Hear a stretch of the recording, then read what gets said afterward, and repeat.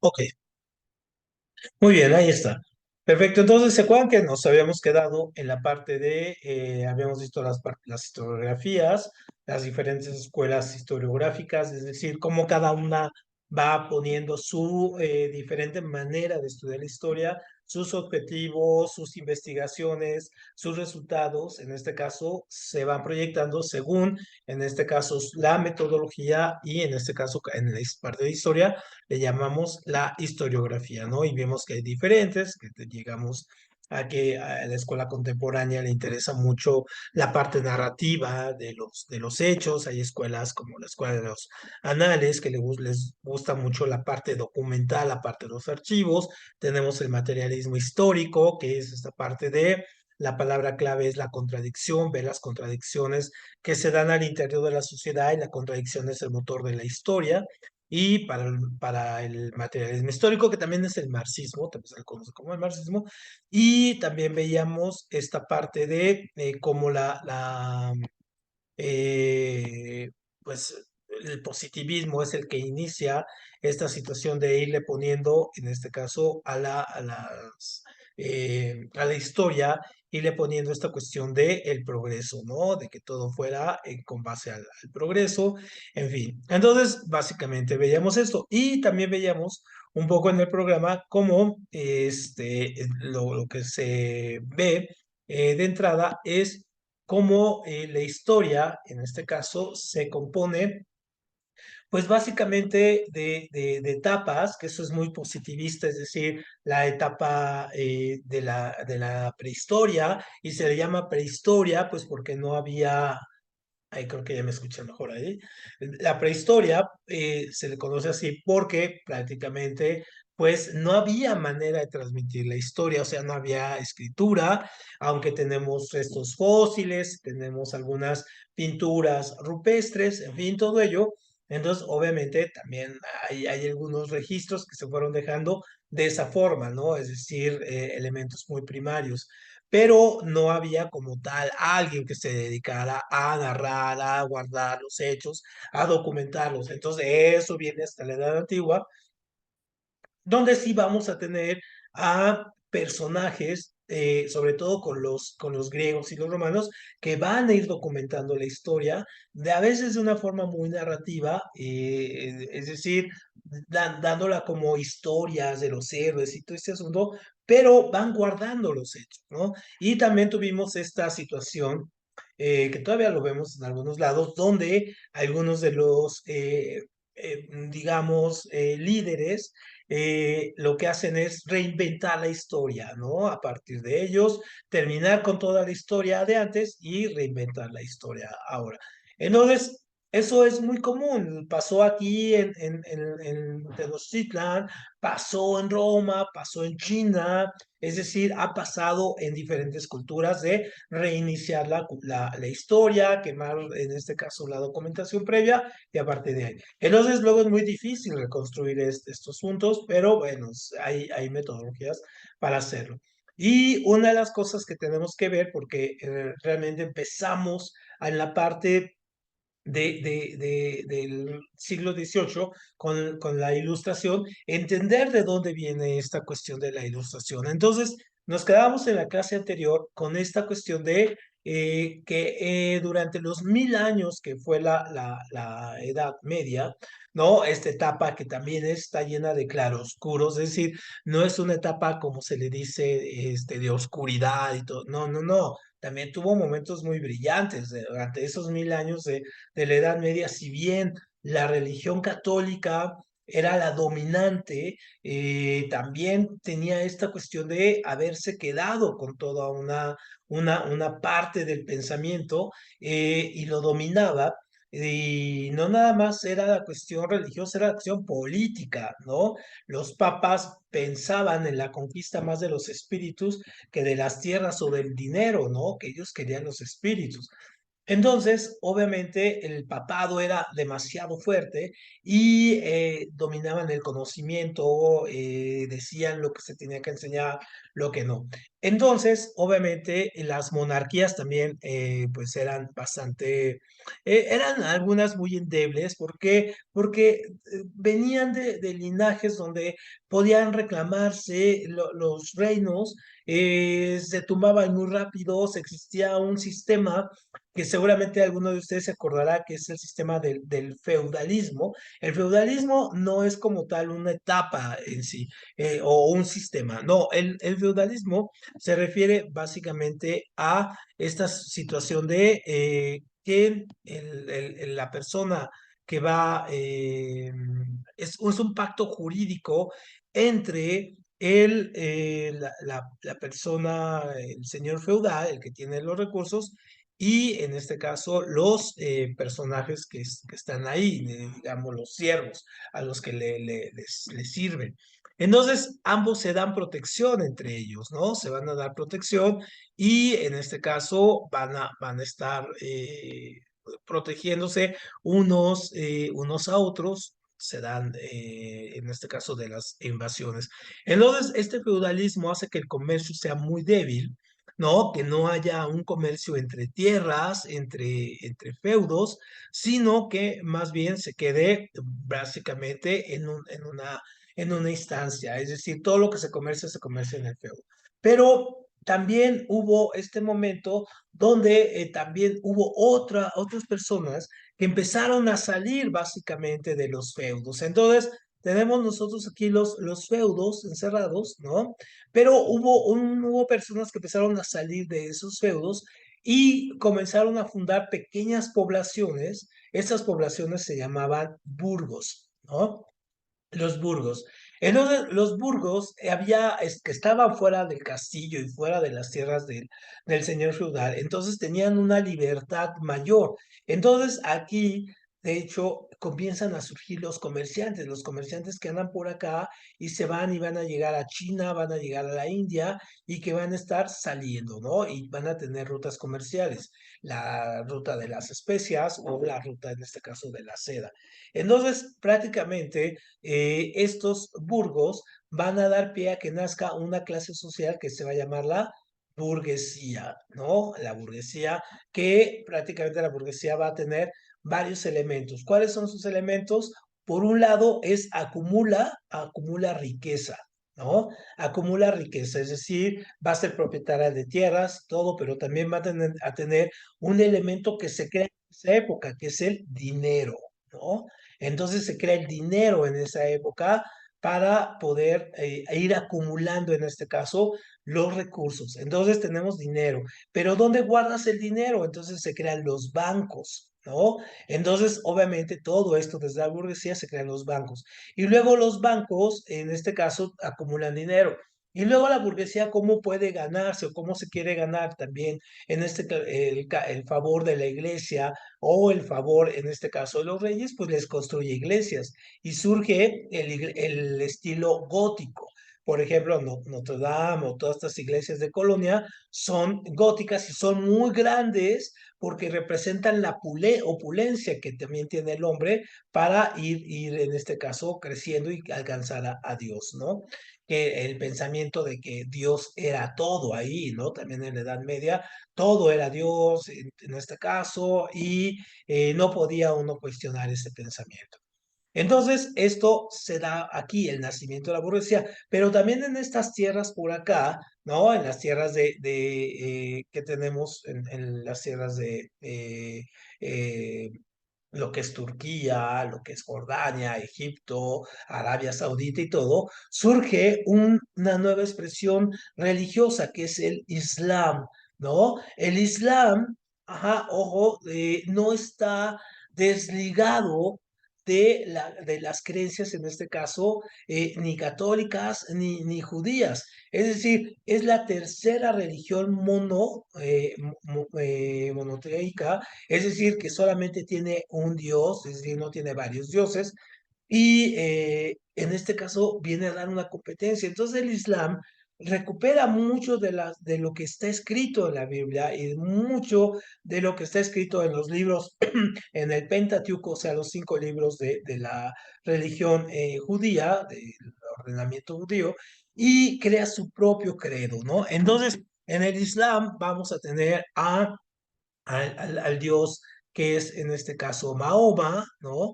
Y perdón, Alá, y a Mahoma como su profeta. Entonces vamos a tener a esta religión extendiéndose rápidamente por todas estas partes, ¿no?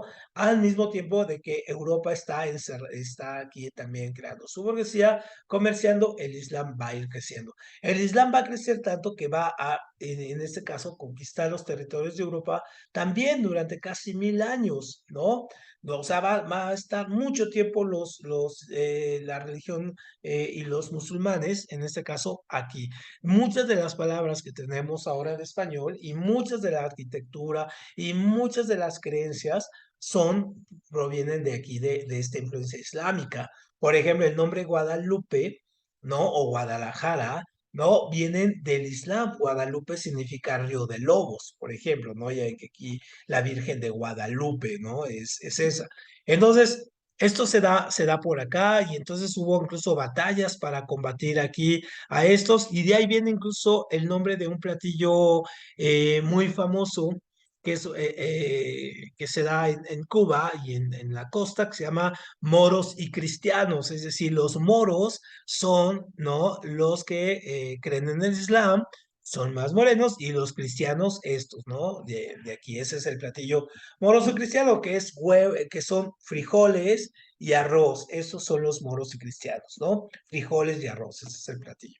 Entonces, al mismo tiempo que se está comerciando acá, ¿no? Acá en Europa, la religión católica se divide en dos, es decir, hay un cisma, y un cisma es una división. Entonces queda, en este caso, el catolicismo aquí en Roma, ¿no? El catolicismo apostólico romano que tenemos ahora, y acá en Constantinopla se crea el Sacro Imperio Romano Germánico, es decir, es la nueva iglesia o la que hoy conocemos como iglesia ortodoxa, ¿no?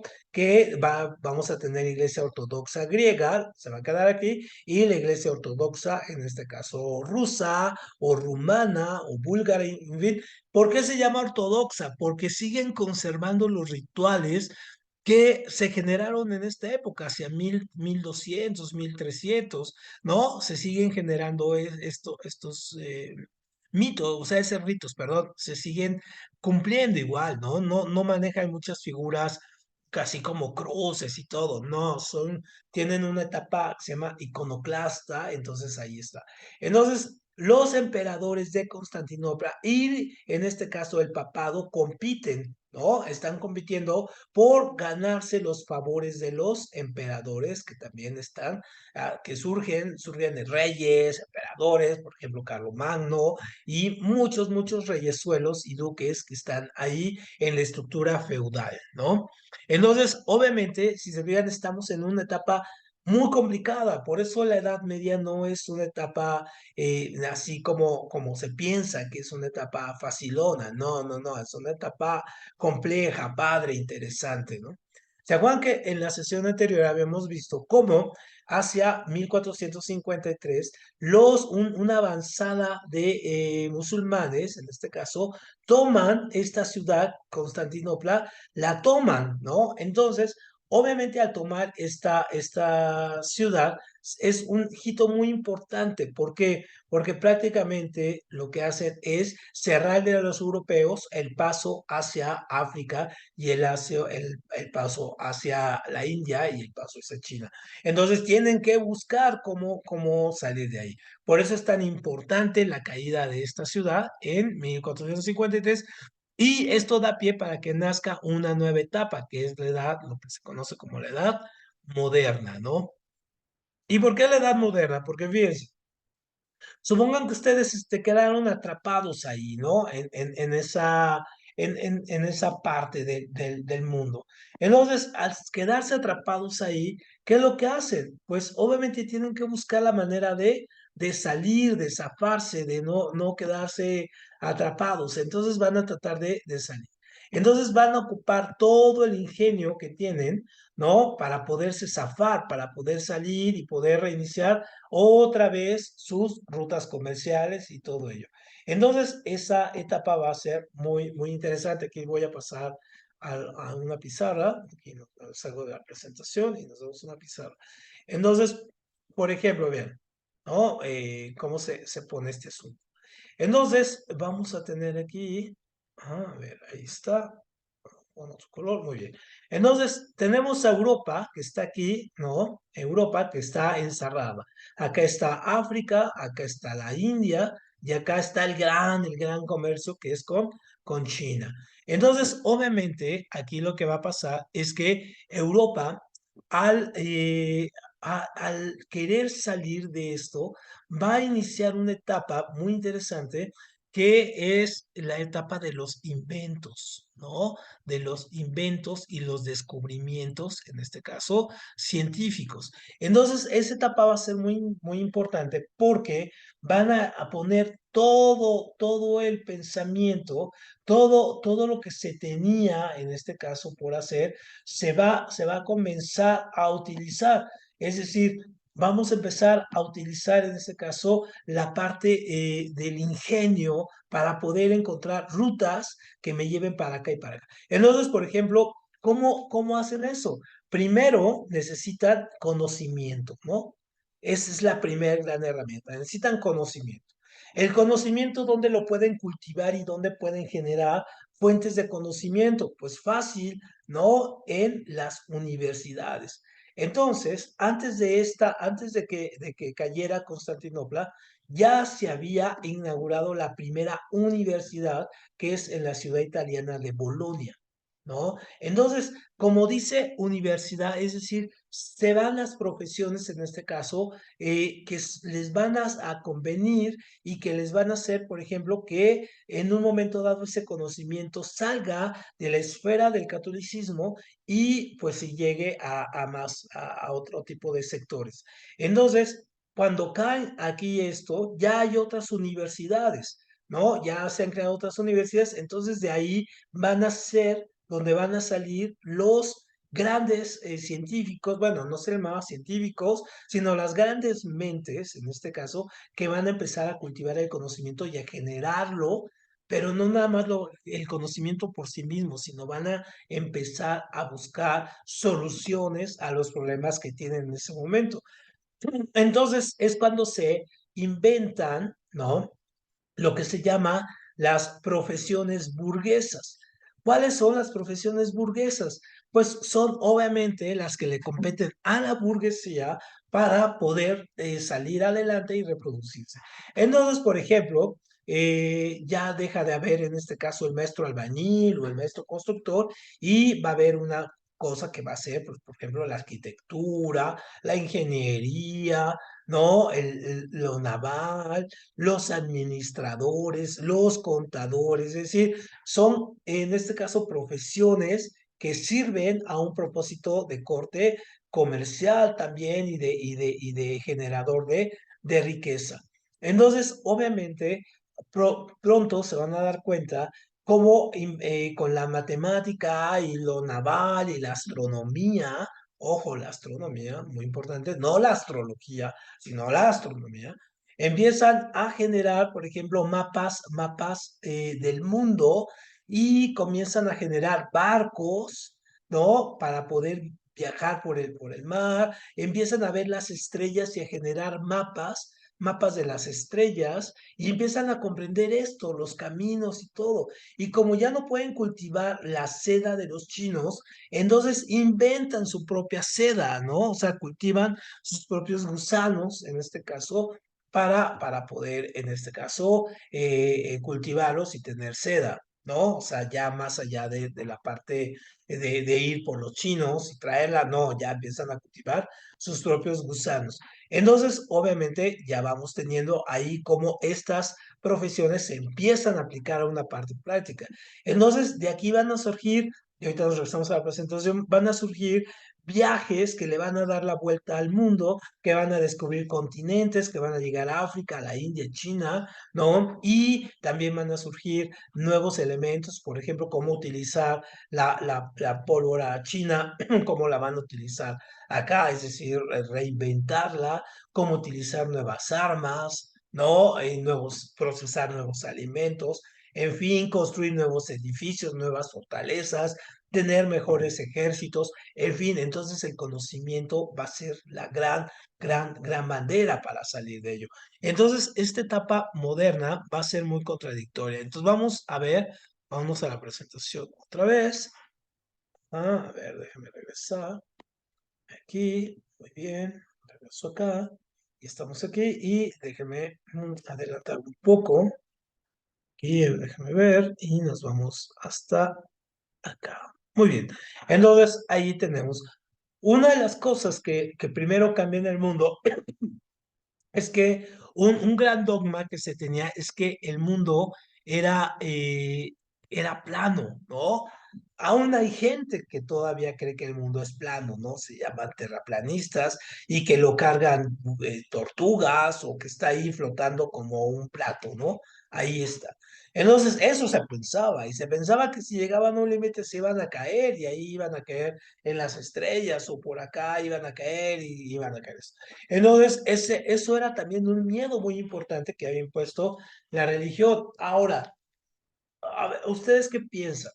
¿Ustedes creen que eh, se sabía ya de antemano que la Tierra era redonda o que de plano no lo sabían esto? Tomen en cuenta que durante muchísimos años hubo elementos como eclipses, hubo viajes de los vikingos o viajes de las otras personas que llegaron a colonizar América. ¿Tú qué piensas, Luis?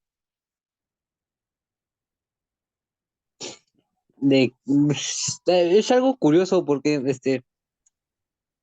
si no me recuerdo, hasta hubo un problema con cierto científico físico que lo llegaron a Ujú, encerrar por sus creencias de que la Tierra era redonda y todos ujú, creían que la Tierra pues era plana por ciertas cosas. ujú, Siento que muchos se dejaron llevar por eso, entonces, bueno, poco a poco pues, se fue revelando ciertos artefactos que nos dieron la ayuda de decir que la Tierra era un poquito más redonda de lo normal. ujú. Totalmente, totalmente. O sea, hubo una cuestión de que la Iglesia Católica toma un poco en esta época el control porque el conocimiento científico, bueno, no científico, precientífico, que se estaba generando en este momento, era muy fuerte y cuestionaba la divinidad, ¿no? Cuestionaba a Dios. Y entonces, ¿cómo no va a suceder, por ejemplo? Los de los mismos mayas sabían cómo eran los eclipses y en los eclipses veían la redondez de la Tierra, ¿no? Reflejada ahí. Entonces sabían que era redonda, ¿no? Los mismos chinos también lo sabían. Los vikingos llegaron a América muchísimo antes que Colón, ¿no? El paso cuando se congeló la Tierra y pasaron las tribus de Asia y llegaron a América, ¿no? Es decir, se sabía, los mismos griegos sabían que la Tierra era redonda también, ¿no? También lo veía por los eclipses y a través de las matemáticas. Incluso hubo quien se atrevió a decidir cuánto medía la Tierra en forma de disco y todo eso.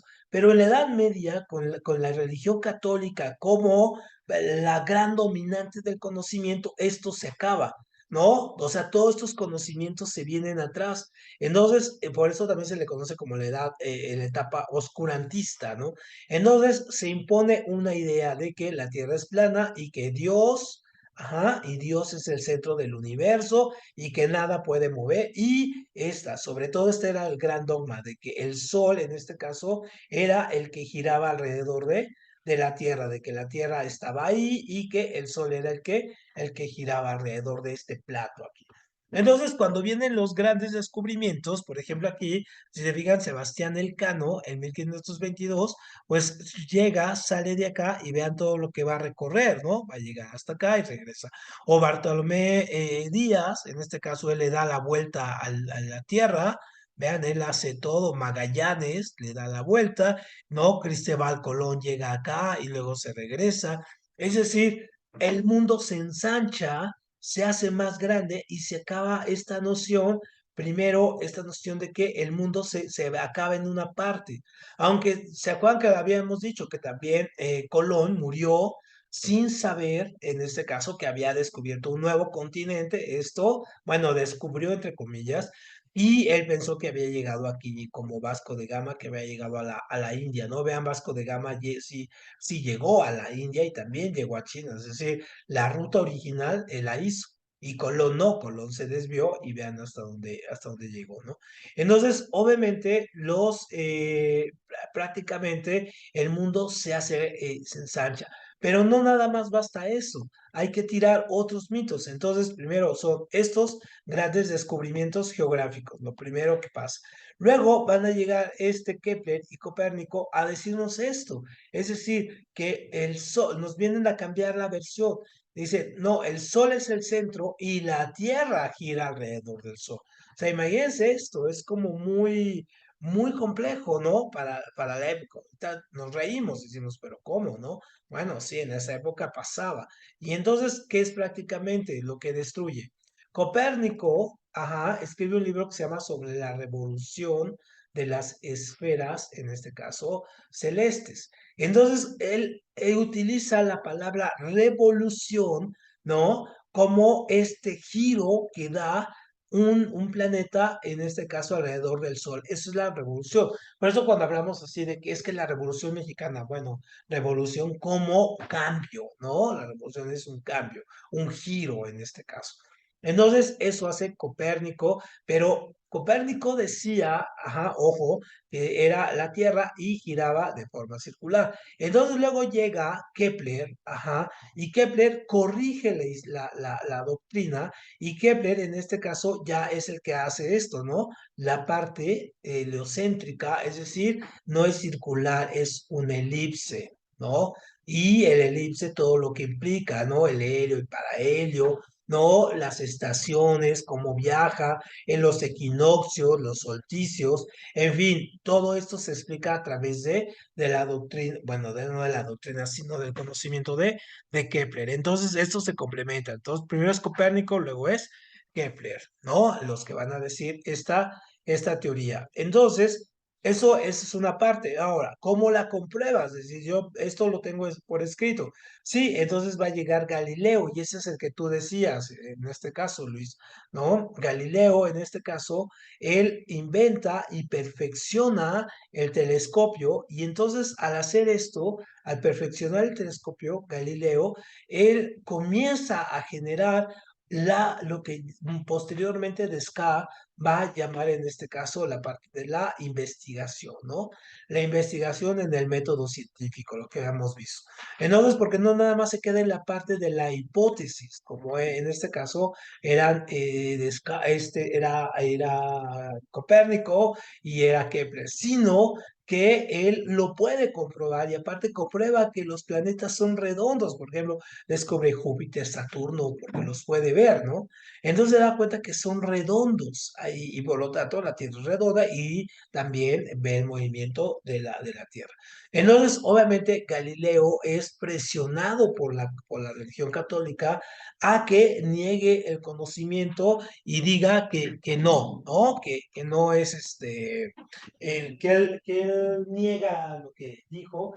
Y esa frase es un poco inventada, esa de que dice, sin embargo, se mueve, ¿no? O sea, realmente no estamos tan seguros que lo haya dicho, lo más seguro es que no lo haya dicho, es una forma, ¿no? Es un poco elegante de sacarlo adelante, ¿no? Es como esa frase que le atribuyen a Don Quijote, esa de, si es que ladran los perros, es señal de que andamos. Y esa frase no viene en el Quijote, en ninguna parte del Quijote viene, ¿no? Entonces, bueno, es así, pasa un poco. También esto de la manzana de Newton tampoco sucedió, no es que le haya caído la manzana, es una metáfora, ¿no? Más bien de cómo sucedieron las cosas. Entonces, un poco ahí para ir viendo estas cosas. Pero sí, es de que se tuvo que retractar de muchas cosas, sí, ¿no? Aunque posteriormente sus escritos salieron y ahora pues son una referencia importantísima con respecto al método científico, ¿no? Y luego vamos a tener a otros también no menos importantes, pero sí muy interesantes, por ejemplo, con Guillermo Harvey o William Harvey, que él descubre el funcionamiento, en este caso, de la sangre.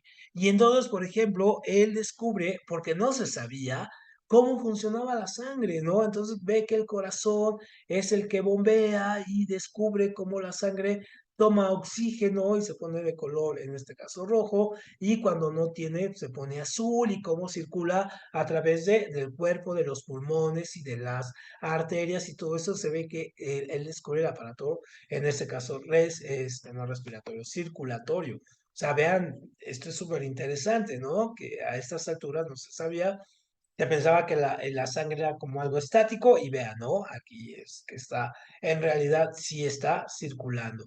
Entonces, este es el conocimiento que se está generando.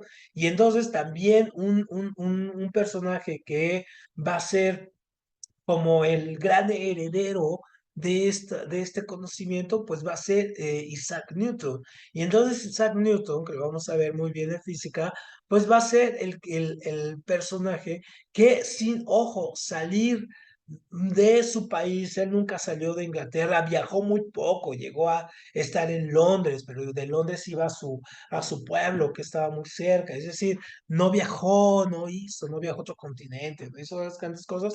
Entonces él descubre la ley de gravitación universal, ¿no? Que rige todo el universo conocido, menos el universo cuántico. Esto lo vamos a todavía a ver más amplio en química y física, pero descubre las leyes de la gravitación, descubre las tres leyes de la fuerza, en fin, y crea las matemáticas. A él le van a tener que odiar cuando vean en este caso el cálculo, ¿no? Él inventa el cálculo porque es una mente tan brillante que necesita, en este caso, inventar una forma de hacer matemáticas para que le resulte, ¿no?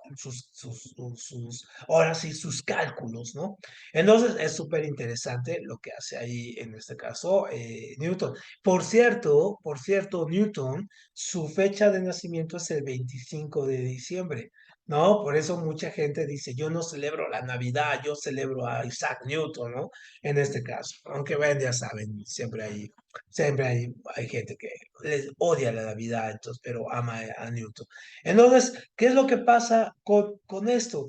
Esto nos va a generar, en este caso, una serie de transformaciones que la misma iglesia, pues no está muy dispuesta a hacerlo, ¿no? Y entonces no está nada dispuesto y va a generar una contraofensiva. Voy a la pizarra otra vez.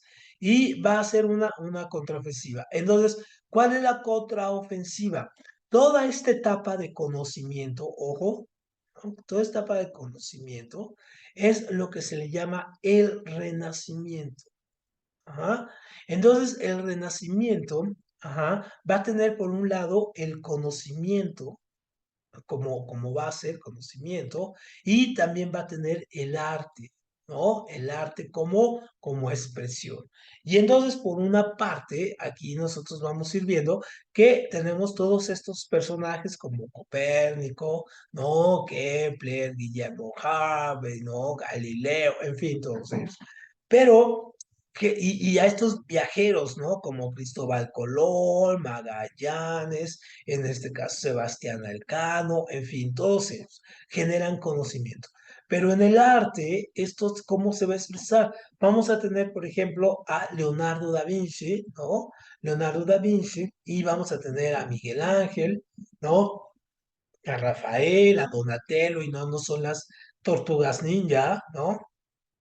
Vamos a tener a todos estos personajes aquí que van a expresar a través de la pintura y de la escultura, van a expresar la forma de ver el mundo de una manera completamente diferente. Es decir, vamos a tener un mundo donde la belleza, ¿no? No cobra un sentido, un que se llama grecolatino.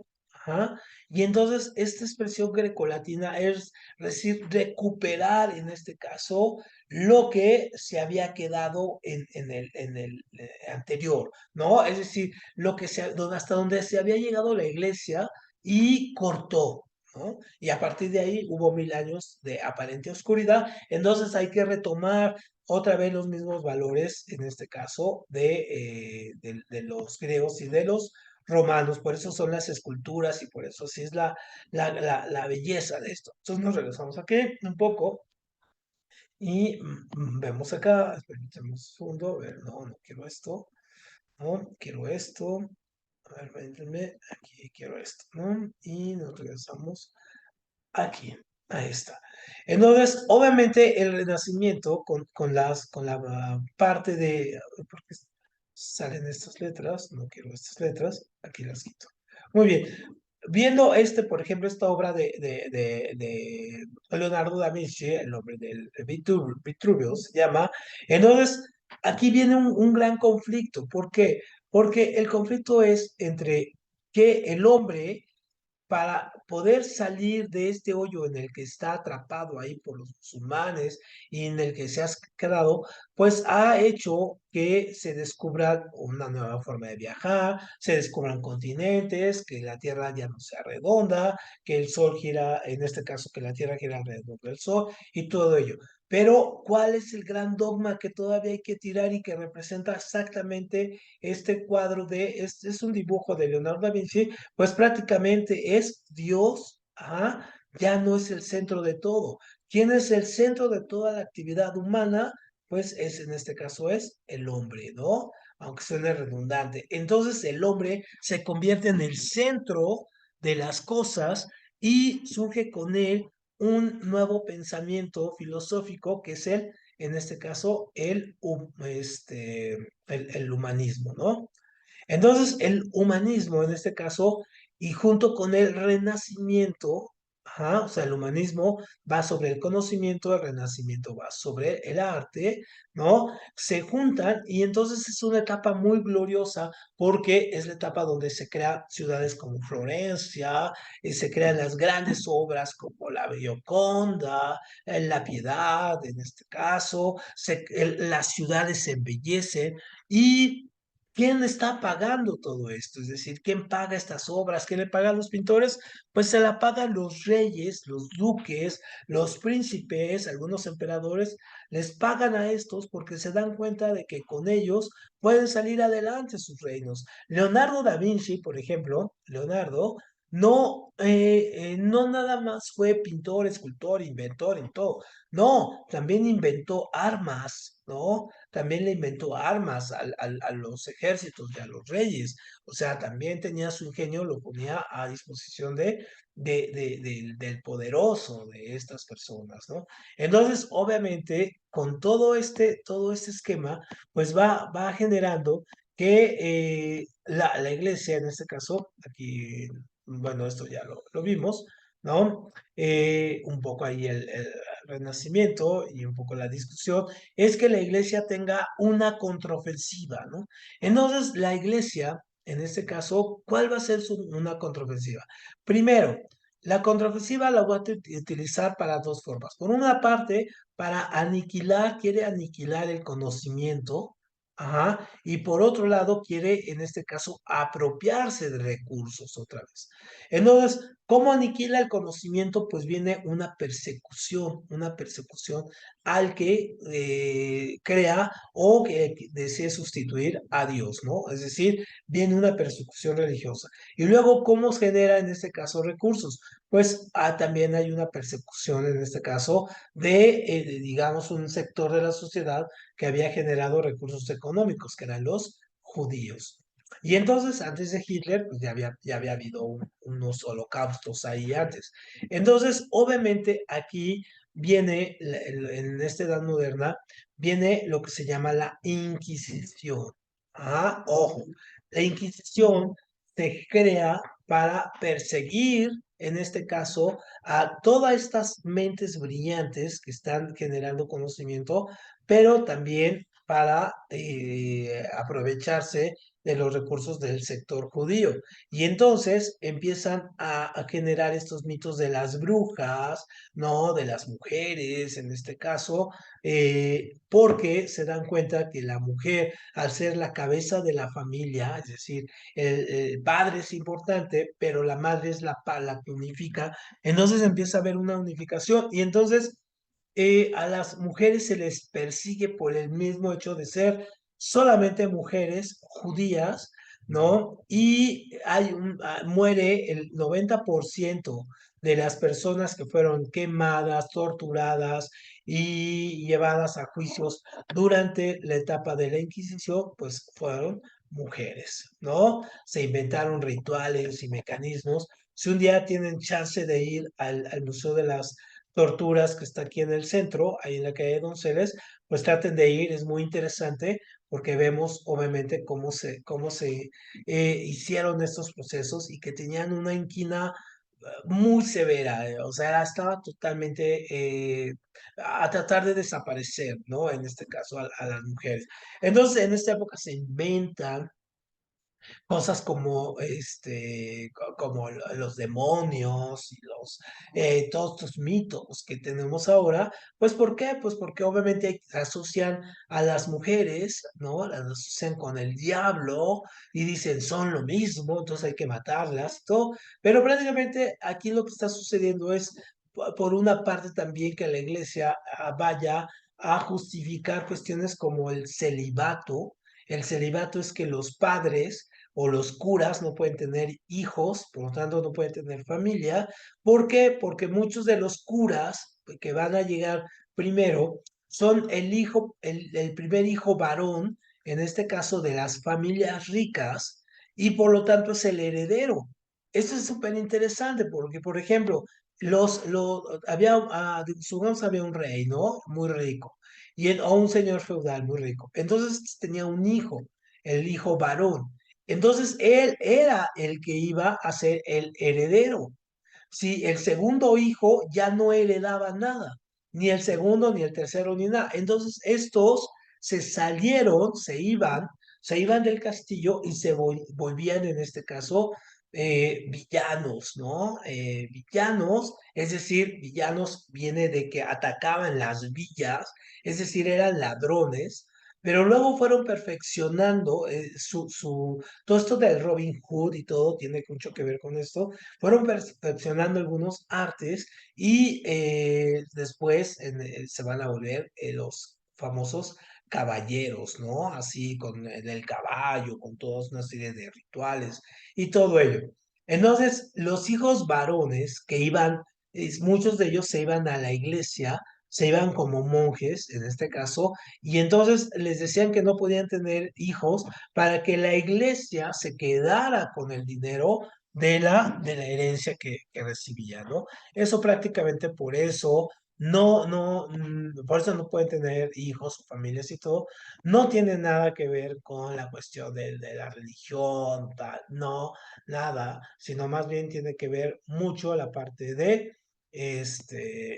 dinero, ¿no? Esa es una cuestión muy, muy interesante. Entonces, obviamente, con esto se va a ir dando pie a esta contraofensiva, pero esta contraofensiva pues no va a permear, digamos, en las bases, porque ya el conocimiento está muy, muy, muy avanzado, ¿no? Entonces, la edad moderna se va a encontrar en esto, en estas etapas. Entonces, vean, vamos a tenerla aquí, este es el mapa que nos ayuda mucho a entender esto. A ver, aquí con euro, ahí está. Entonces, primero, la edad moderna se da entre los siglos XV y siglo XVI.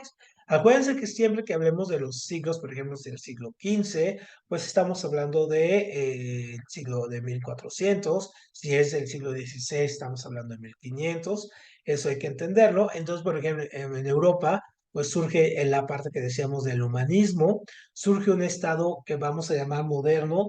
¿Por qué? Porque va a tener ya el Estado moderno, va a tener una noción de ser un Estado débil. Van a volver a ser, en este caso, estados que se llamen estados-nación. ¿Y a quién le debemos la creación de los estados-nación? Pues se lo debemos prácticamente a un escritor que es Maquiavelo, ¿no? Maquiavelo, él escribe un libro que se llama El Príncipe. Ajá. Y entonces en el libro del Príncipe, Maquiavelo pone las reglas de cómo tener el poder político y el poder económico. Y entonces él le dice a los reyes, ¿no? Es preferible ser odiado que ser amado, o el fin justifica los medios, o el rey debe de ser, contener la fuerza de un león, pero la sagacidad de un zorro. Entonces empieza a generar toda una serie de mecanismos, en este caso, para que el rey se vuelva más fuerte. Y con eso va a surgir algo que se va a llamar el absolutismo. Es decir, que el rey, en este caso, sea súper poderoso y los súbditos le obedezcan, en este caso, sin reclamarle. Entonces, esta cuestión se la debemos a Maquiavelo. Por eso, Maquiavelo no es que sea bueno ni malo. Maquiavelo simplemente dice cómo es el ser humano. ¿No? Es decir, Maquiavelo lo que hace es decir, dice, nos muestra cómo es el ser humano en su naturaleza, mezquino, envidioso, ambicioso, traicionero, o sea, nos muestra todo esto, usualmente no los vemos, y le dice al rey, tienes que utilizar esto a tu favor, ¿no? O sea, no trates de ocultar que tienes todo esto, úsalo y con eso y con eso vas a tener el poder. Entonces, una de las cosas que hace mucho esto, en Maquiavelo, es esta famosa frase de también ten a tus enemigos cerca y a tus amigos lejos, ¿no? O no quieras que el pueblo te quiera siempre, porque si el pueblo te quiere, entonces puede abusar de ti. Entonces, genera toda una serie de planteamientos muy interesantes y es lo que va a hacer que surja el Estado moderno, las ciudades-nación. También se da otro momento en esta época, que surge la reforma religiosa. ¿Qué es la reforma? La reforma la va a encabezar en ese personaje que es Martín Lutero. Entonces, Martín Lutero lo que hace es que él se opone a que la Biblia sea leída exclusivamente de forma católica, como él dice el Papa Católico. Entonces, que solamente la interpretación del Papa Católico sea la verdad. Entonces, Lutero escribe una serie de tesis que va a ir a poner a la iglesia, en este caso una iglesia alemana, bueno, de lo que iba a ser después Alemania, y pone las claves en la pared, donde él pone sus críticas a la iglesia católica, ¿no? Y entonces ese es el movimiento que se va a llamar posteriormente el protestantismo, ¿no? Y entonces, por una de las cosas que dice, entre tantas, está de que, bueno, porque el celibato, pues los hombres son hombres y que pueden tener familia. Entonces, por ejemplo,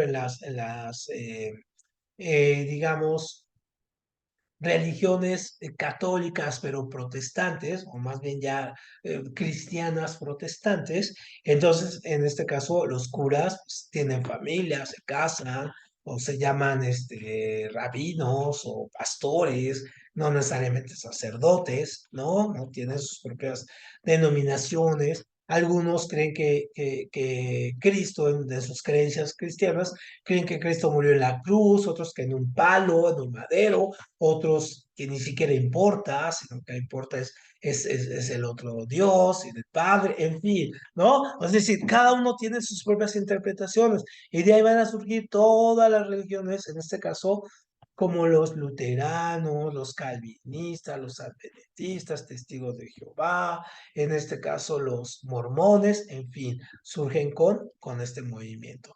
Y también los descubrimientos geográficos que ya veíamos. Después, en este caso, la Edad Moderna, en el siglo, en este caso, 17, ya en este caso, es decir, 1600, vamos a ver, por ejemplo, cómo una de las grandes encontronazos que va a tener la Iglesia Católica con el Renacimiento es que va a surgir una nueva forma de hacer arte que se llama el barroco. Entonces, el barroco lo vemos la mayoría de las iglesias de América Latina, ¿no? Sobre todo en las catedrales, son muy barrocas. Y entonces es el adorno, es la complicación en la forma del adorno, está todo lleno de figuritas, ¿no? Y en la parte filosófica y literaria está muy inclinada hacia lo católico, hacia reforzar el dogma católico, es anticonocimiento, ¿no?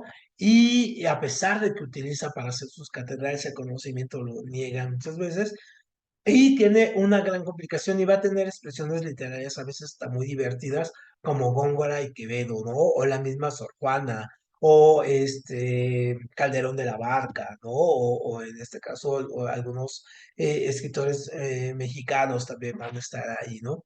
Entonces luego llega el absolutismo que decíamos en este caso, que es esta parte del rey tiene absolutamente todo y también encontramos esta revolución científica con Newton, todos estos que veíamos, ¿no? La guerra de los 30 años, sí, es una guerra que se da entre los ingleses y los franceses y que más es una guerra más bien por la sucesión de las coronas, ¿no? De que están unos ligados a las familias, entonces se venden los matrimonios, en fin, ¿no?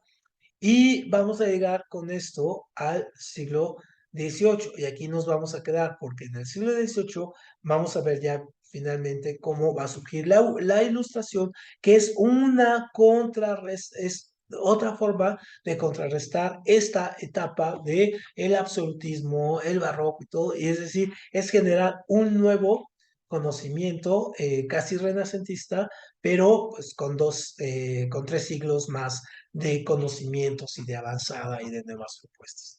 Muy bien, perfecto. Entonces nos quedamos con esto y vamos a comenzar la otra sesión con el siglo de las luces, la etapa de la ilustración.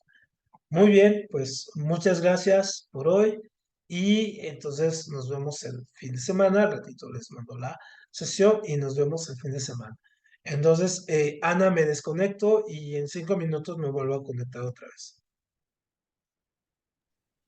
Gracias, nos vemos en la siguiente clase. Gracias a ustedes. Gracias, hasta luego. Hasta luego. Gracias a ustedes.